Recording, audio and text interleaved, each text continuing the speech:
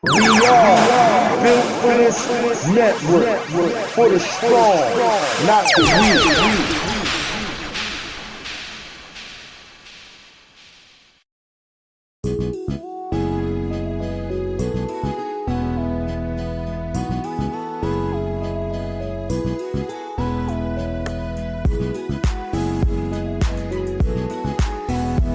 Yo, this is Big Illinois 73, host of the Backyard Podcast, Wednesday nights at 7 p.m. Central Time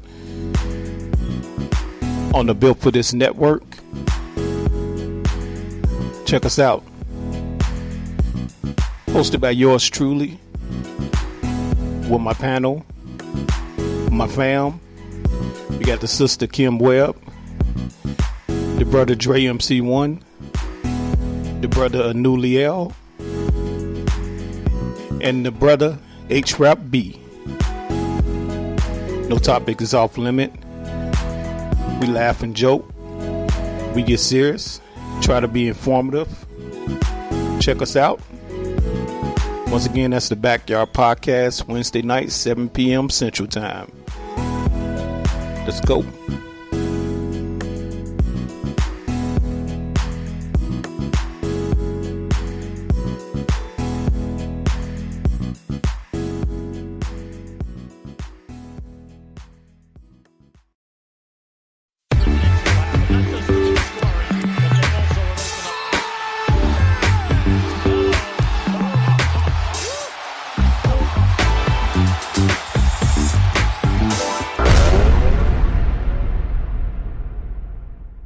Hey, and welcome back to NBA Got Game TV. Thanks for tuning in, guys.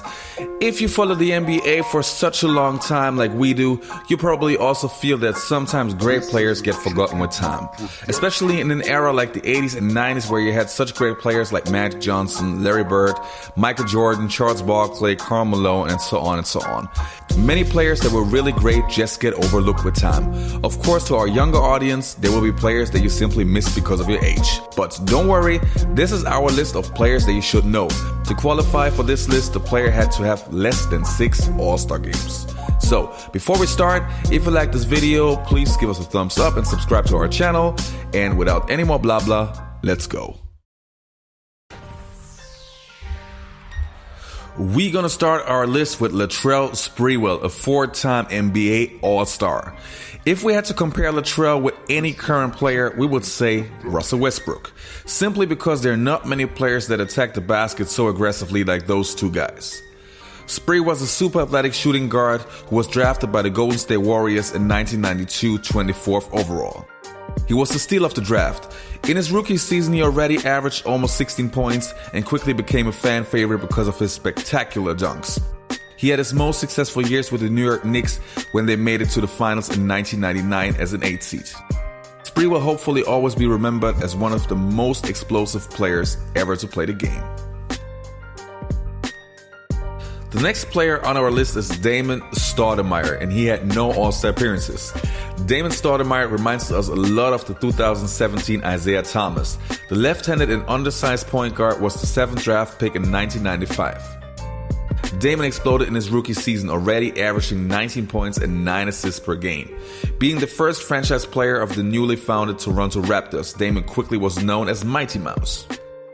In the late 90s, Damon was on the verge of becoming an All-Star before he was traded to the Portland Trail Blazers, where his role changed and he was one of many star players. Still, Damon will always be remembered as one of the best little guys in the NBA. Next, we have Tim Hardaway Sr., a 5-time All-Star. Tim Hardaway had the original killer crossover. When he entered the league, he became a part of the famous Run TMC, which were Tim Hardaway himself, Mitch Richmond, and Chris Mullin.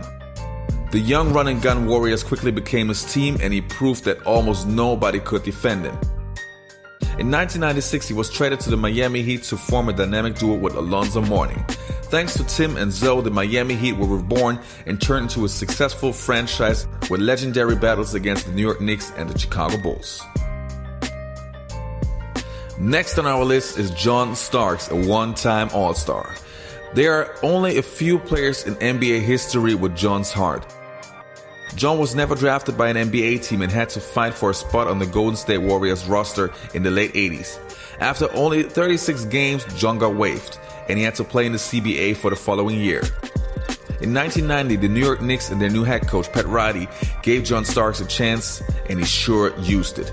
He became one of the elite shooting guards in the NBA and was nominated for the All-Star Game in 1994. Starks is still best known for his battles with Reggie Miller and Michael Jordan. Crucial free throws missed by Cartwright, and the Knicks lead remains at 3. We're down to 50 seconds left in the fourth quarter. Starks, yes! What a move by Starks, who was able to sky to the basket. The Bulls call for time. The next player on our list is Allen Houston, a two-time NBA All-Star. To compare Allen Houston with another player, we would say probably Ray Allen. Houston was an elite shooter who was drafted by the Detroit Pistons in 1993. Allen came in just when the Bad Boys Piston time was over and Detroit was looking for a new face. Houston and Grant Hill were planned on to be the future of the franchise before in 1996 Houston signed as a free agent with the New York Knicks. For the next 9 seasons, Houston played for the Knicks before retiring in 2005 because of injuries. For many years, Houston was in the all-time top 20 list for made three-pointers. Next on our list is Larry Grandma Johnson, a two-time NBA All-Star. Larry Grandma Johnson was drafted first overall in 1991 by the Charlotte Hornets. The still relatively new franchise still didn't have a franchise player, so when they drafted Larry, it seemed like it would change. Larry was a complete package, averaging 19 points and 11 rebounds in his first season. He would become the Rookie of the Year in 1992. In his second season, he was nominated for his first NBA All-Star game, and he became one of the most popular players in the entire league. Because of the fact that the new Georgetown draft pick Alonzo Mourning and him didn't get along, the Hornets traded Larry in 1996 for Anthony Mason to the New York Knicks.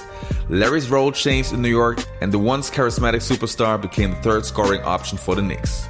Johnson retired in 2001, even though he just turned 31. These are my new shoes from Converse. They're so light and so fast, my grandmama can whoop you in them. Grandmama! Let's go.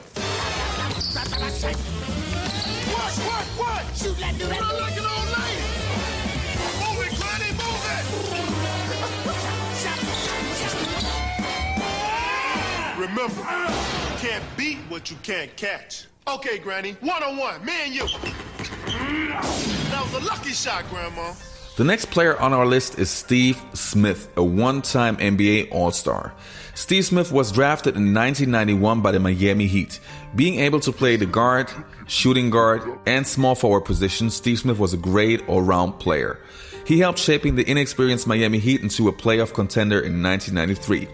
Not only known for his sharp shooting, but also for his very own move called the Smitty, Steve quickly became an NBA All-Star contender for many years in the 90s. After being traded to the Atlanta Hawks in 1995, Steve became the go-to guy on a very talented roster. The Atlanta Hawks had players like Stacey Augmon, Dikembe Mutombo, Mookie Blaylock, and Christian Laettner. Steve finished his career in 2005 with the Miami Heat after winning the NBA championship with the San Antonio Spurs a few years earlier. Next we have Glenn Rice, a 3-time NBA All-Star. There's a reason why Glenn Rice's nickname was the scoring machine.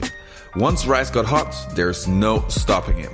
He was drafted in 1989 by the Miami Heat 4th overall. Already in his rookie season, he showed flashes of his great potential by averaging 14 points and 4.5 rebounds. In his career, Rice had 6 seasons where he averaged more than 21 points. In the All-Star game in 1997, Rice scored 20 points in 1 quarter, setting a new NBA record which still stands today. He won the All-Star Game MVP that year. Rice finished his career in 2004 with the LA Clippers, where he was a reliable role player off the bench at age 36. And the next player on our list is Mark Price, a 4-time NBA All-Star. If we had to compare Mark Price to any other player, we would say Steve Nash would be the guy. Drafted in the second round of the 1986 draft, Mark Price was selected by the Dallas Mavericks. He then got traded to the Cleveland Cavaliers, where he helped the Cavaliers to become a title contender for many years. Mark Price was a deadly shooter who many insiders still believe is one of the greatest shooters of all time. But Mark could do so much more than that. He was a great transition point guard with a really high basketball IQ. In the 1986 season, he averaged almost 20 points and 9.1 assists. An elite point guard who was also known for being the first point guard to ever split the pick and roll. Sadly, his career was shortened because of injuries, but he will still remain one of the best point guards in the 90s.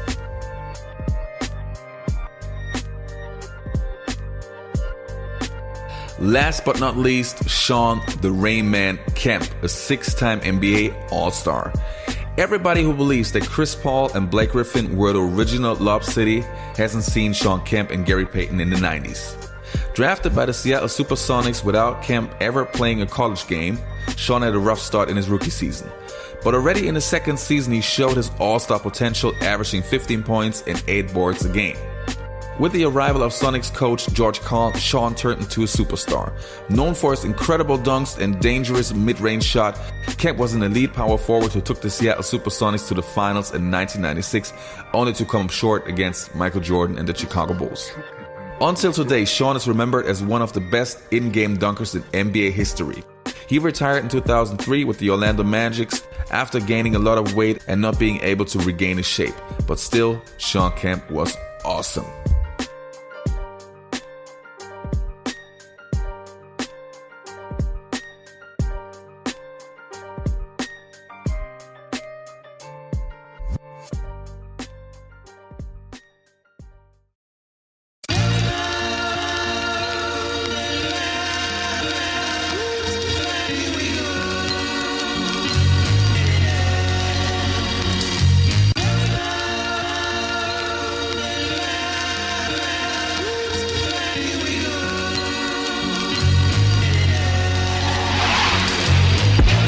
Yo, this is Afro, aka All Flows Reach Out, and you're listening to Built for This Network. Yes, sir. From the building, stay bomb.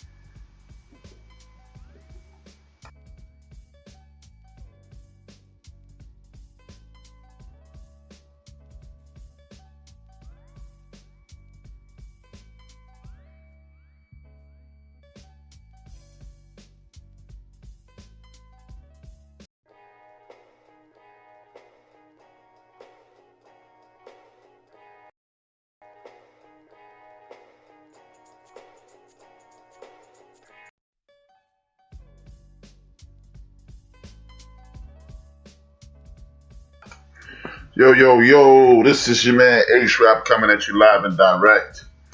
This is the End of the Bench Podcast. Thank you for tuning in. Good morning, good evening, good afternoon. Depending upon where you're listening to the program, thank you for tuning in.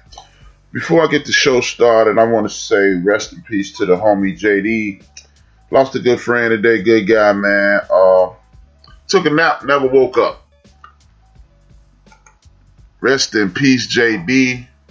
You would definitely be missed. Good guy. I don't know what else to say. Thank y'all for tuning in. As usual, this is the End of the Bench Podcast. I'm built for this network. It's been a hell of a week in sports. I want to thank everybody for tuning in. As I say every week, this is a podcast. The reason I say this is a podcast is because you can listen to it today, tomorrow, whenever you have time. This is going to be a magnificent ride. Thank you for tuning in. Please hit the like and share button on your social media platforms. I literally sent out the wrong link to everybody who I traditionally sent out a link to.